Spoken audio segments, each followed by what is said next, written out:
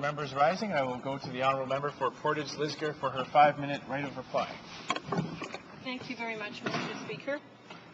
As we come to a close of the debate for the second hour of the reading of this bill, I would like to also read into the record some of the feedback that I have been receiving, and I've received numerous emails, letters, phone calls, and I can tell you, actually, the majority of that correspondence, although there are hunters and farmers and sports shooters who are contacting me, but the majority of the correspondence has been from police officers, frontline police officers who are concerned. And I think it's important that as we look at ending the long gun registry, we look at what police officers are saying. In my city where I live, the chief of police in Winkler, Chief Rick Hebert, said, "As the chief of the Winkler Police Service, I would like to offer my support for Bill C-391. The Canadian Association of Chiefs of Police does not speak for all active police chiefs when supporting the long gun registry. I personally believe it is time to put an end to the long gun registry and use that money to focus on criminals and illegal gun activity." I want to read one more email I just received today from a police officer from Toronto, a high-ranking police officer. He actually asked also to remain anonymous. He said, "I'm a firearms owner and believer in firearms accountability. I do not believe that the registry has made my job easier or safer.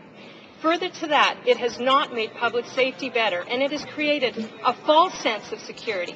I'm in support for a change to this legislation for the better." Mr. Speaker, we have an obligation as legislators, as individuals who represent the great country of Canada, that if we see a piece of legislation, a bill that has not worked, we need to address it honestly and we need to change it. That is why I have introduced Bill C-391. We do have a problem with gun crime in Canada. For the members of Parliament who represent large cities and urban centres, I agree with their concern that we have a problem with gun crime. But, Mr. Speaker, the long gun registry has done nothing to help reduce gun crime in cities. Mr. Speaker, many of the concerns that have been brought forward, Mr. Speaker, are addressed under the licensing process. And it's important that Canadians and individuals understand this important part of our gun control. And it truly is gun control. It's the licensing process. Mr. Speaker, individuals who have a record of violent crimes, criminal behavior, individuals who have any kind of record of domestic violence, of risk, are denied a license. And that needs to continue, Mr. Speaker. But the long gun registry has done nothing to actually end gun crime in Canada. Mr. Speaker, if it did, I believe that individual police officers would come forward. They would be calling me, they would be writing me and telling me, "Continue with the long gun registry, we need it." That's not what I'm hearing. So, Mr. Speaker, as we look back over the last over 10 years of this boondoggle, of the waste of money that has gone into this long gun registry, let's look at it honestly.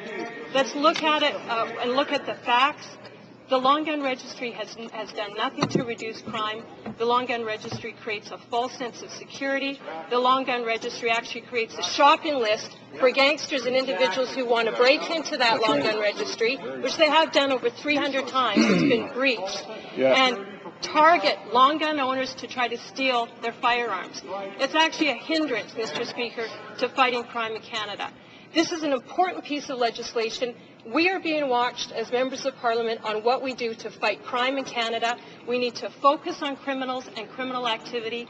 And I ask for the support of those members in this House who have in their riding said that they will not support the long gun registry. I ask them to be here on November 4th and support this bill, which would end the wasteful and ineffective long gun registry once and for all.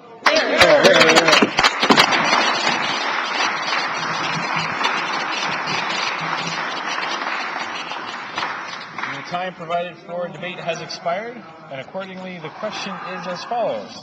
Ms. Hoeppner, seconded by Mr. Breitkreis, moved that Bill C-391, an act to amend the Criminal Code and the Firearms Act, repeal of long gun registry, be now read a second time and referred to the Standing Committee on Public Safety and National Security.